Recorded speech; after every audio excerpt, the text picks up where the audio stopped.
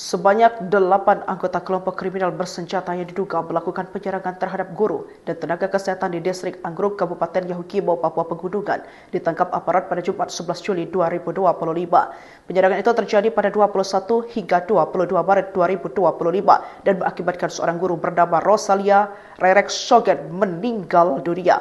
Kepala Operasi Satgas Damai Kartens Brigadir Jenderal Polisi Brigjen Pol Faizal Ramdhani membenarkan bahwa pihaknya telah menangkap 8 anggota KKB yang diduga sebagai pelaku penyerangan terhadap guru dan nakes di Yahukimo.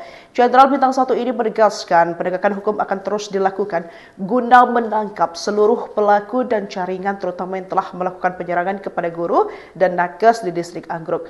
Faizal menegaskan pihaknya serius menangani kasus yang menimpa para guru dan nakes di distrik Anggruk, Kabupaten Yahukimo. Oleh karena itu, penegak hukum akan dilakukan terhadap para pelaku yang terlibat tersebut.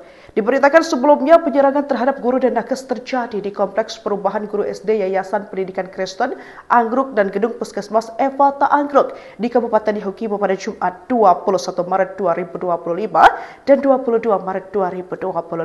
Akibatnya seorang guru bernama Rosalia Rerek Sogen dinyatakan meninggal dunia dan 6 guru lainnya, nakes lainnya mengalami luka-luka. Dari olah tempat kejadian perkara dan keterangan saksi-saksi menyebutkan bahwa pelaku merupakan anggota KKB berjumlah kurang lebih 15 orang.